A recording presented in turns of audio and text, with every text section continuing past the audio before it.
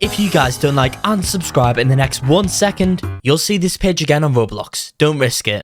Okay. Hello there and welcome back to another video. Today guys, we are back here in the next part of how to make a razor flopper type game on Roblox over here guys. This part's not going to be too long guys, but it does have some really useful stuff which you guys are going to need to implement into your own game over here. But before I start anything off right now and show you guys all this, I first need to go and tell you a little bit about rblxcodes.com, which is my own Roblox code website where you can find out game codes, music codes and guides. There is tons of stuff in there that you guys have to check out. Overall, we give codes for over 300 Roblox games, so if you guys need a code for a game, it will be there. Anyway guys, I guess let's just go ahead and get on into this video now. So guys, what exactly will we be doing in today's video? Well, today's video is about fixing some stuff which I was not aware about while making this, and also guys, we will be adding some other cool features, just some smaller ones though, but which are really useful for this type of game over here guys. So yeah, even though this episode is going to be quite small, it is quite important guys. It's actually very important. So first things first guys, I did see someone in the comments say something about the cash spawning all over the place, and thank you that person for telling me that, because I've just realized, yeah, I forgot to yeah, I've accidentally, with the new movement script guys, I've made it so that the cache may spawn or whatever. So normally we would have the cache spawning behind, but it could spawn in front of them or the sides. But however guys, I'll show you how to fix that right now. So what we are going to go ahead and do right now is add inside the humanoid root part, we're going to add another part over here guys, and I'm going to go ahead and call this dropper part right now guys. Here we go. Okay, next what I'm going to go ahead and do, I'm just going to simply right, make sure you guys do not anchor this part, if not it will stop your flopper from moving. Anyway guys, okay, so what I'm going to do, I'm just going to scale this to a nice little cube over here guys. I don't really think it matters what you guys scale it to. Then what I'm gonna go ahead and do is copy this position right now guys, and then paste it in this. Then make sure you guys are on the move tab at the top over here guys, because pretty much what this has done, it's absolutely centered this in the middle of our flopper, so it's not going to be further like over to the left or something like that guys. So that's quite useful in spawning our cache on exactly the middle of our flopper and behind of it. I'm behind it guys, so make sure that it's a little bit out of your flopper, kind of like this. And then what we want to do is turn off can collide, because that one will make the cache just stack on top of there, and two, it'll mean that we'll be running into a invisible block over here guys, which we don't know what it is. And next we want to actually make this invisible, because we don't want some random gray block behind our flop over here guys. Right, next open up your cache spawn script right now, and what we're going to do is do this. So local dropper part is going to be equal to the flopper wait for child and then dropper part. Then guys, instead of doing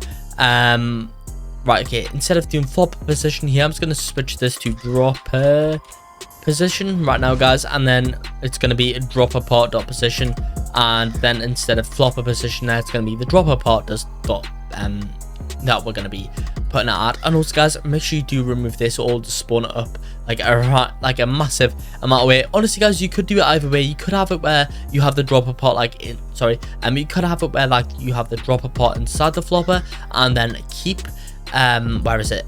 1 second guys, here it is. Yeah, and then keep this line over here, or you guys could just put the dropper part a little bit out, and then that's where you spawn it guys, which is what I'm gonna go ahead and do. However, you can do two options right now. Okay, let's try this out guys. Now our cache should spawn in behind our flopper wherever they move to. So right, okay, this is brilliant. I don't know where my cache is spawning right now guys. Okay, right, what has happened now then? Never mind, I know what's happened. It's because I forgot to do a fundamental thing over here guys, which is very stupid of me. So what we're going to go in and do right now is add something called inside the dropper part a weld constraint.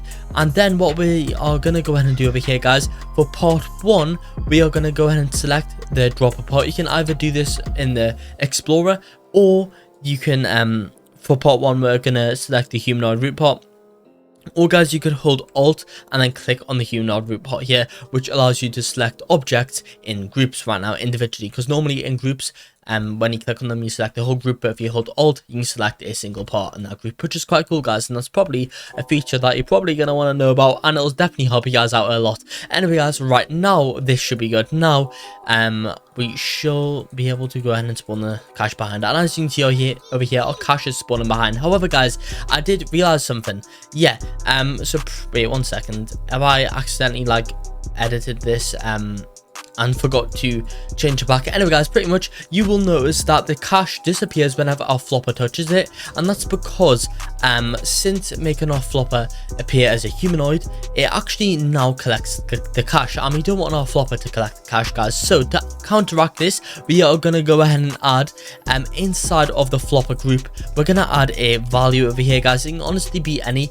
You could just name this whatever you want, really. It doesn't even need to be a value, it's just going to be anything right now, guys. And then you're going to want to name this not player over here right now, guys. Okay, next we are going to go ahead and do this. So inside of the collection script right now, guys, where's the collection script?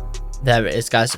Okay, so inside the cache right now, inside the collection script, what we are going to go ahead and do right now is, sorry guys, so what I've done over here, I forgot to change this back, sorry guys, but pretty much what I've done, you know what, I'm just going to show you guys this. So normally you will have it so it's like this. This is what your script would probably look like over here, but what we're going to go ahead and do right now is this. So underneath here, or you could do it here, we're going to do if not a character, find first child, and then we're going to put in not player, then.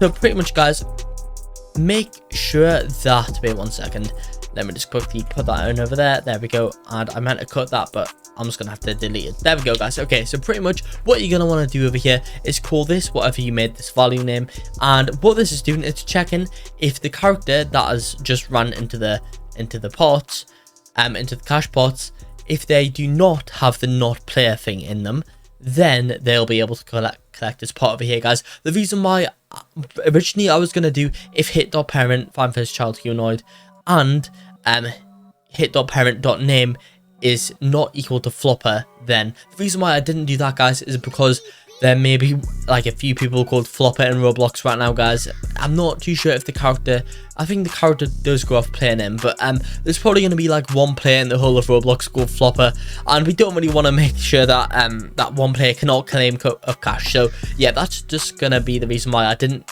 put it for the Floppa name over here, guys. But now when we click on our cache and spawn it in, whenever our Floppa now turns around and goes through our cache, it will no longer collect it and make it disappear, which is awesome, guys. So now our cache will not be getting robbed by Floppa over here, guys. Okay, so there we go. That is sorted right now, guys. They were the main two problems which I wanted to fix in this, guys, so that should be all good right now.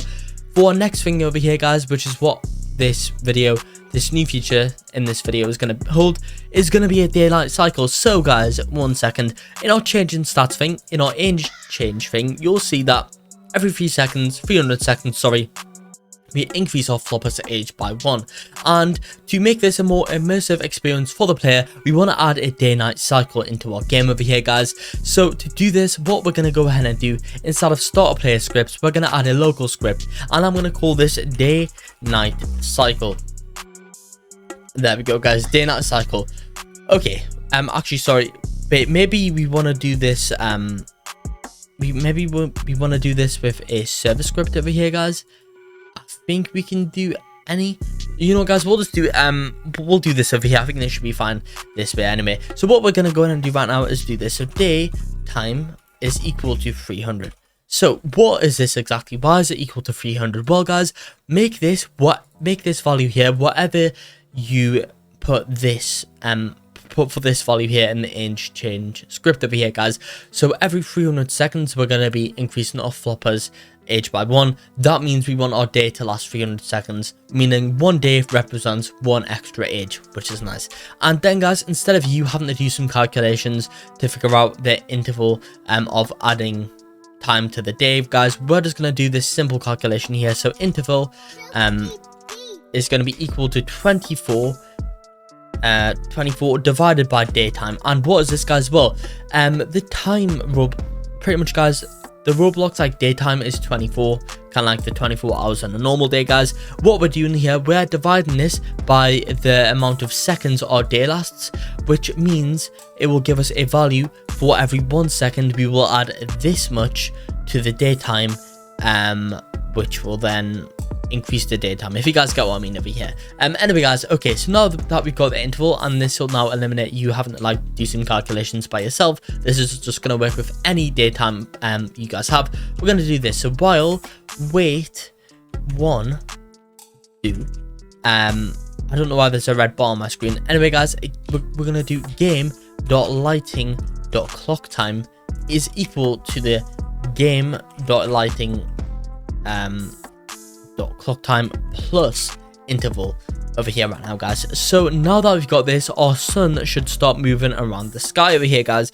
Right, okay, so where is it guys? Here it is. Here's the sun, and as you can see, our sun is now setting. And let's say if you actually want to really check that this is working, just put like the daytime to like 10 seconds over here guys, and that's just going to mean that a whole day is going to last 10 seconds, and we are going to go ahead and get a massive change over here right now guys. So yeah, as you can see over here, that's how you know that this script is working. So also guys, one other thing that I do need to add, and let me just quickly put this back to 300.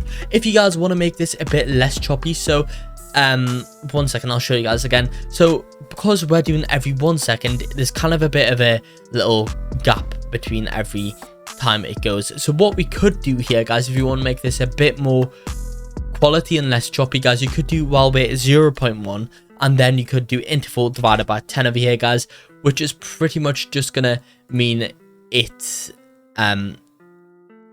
pretty much guys, yeah. But actually I think this should work. I'm not too sure guys, because it's like 60 seconds, isn't it guys? Wait in 0, I think it should work guys. I'm not too sure, but anyway, yeah, you guys could do something like that, making it wait less time, but intervaling less as well per wait, to make a more like nice experience with this guys. However, I'm pretty sure that this calculation is not right, because I think it wouldn't be divided by 10 as there is 60 seconds, and if you were to wait actually no, so this is 1 second, isn't it guys? I think yeah, no, never mind, I don't know what I'm talking about here. Yeah, sorry, I think that should work fine guys. So yeah, you can do either way. You can do every 1 second it goes up by the interval, or you could do every 0.1 second it goes up by the interval divided by 10. And that guys is pretty much this part inside of how to make a razor flopper type game over here guys. This part, even though not too long guys, it's a nice little refresh from the like half an hour long parts that we've got recently guys, and it's just some fundamentals that we do need inside of our game. Of course guys, next part we'll be back to add in some more vital changes in the game over here, which will definitely advance our game a ton guys, so stay tuned for those. There's just a one-off part really here guys, kind of like a mini part really. I should call this like part something point something. I think it's part 4. I think the last part was part 4, wasn't it guys? Honestly, I've got no clue.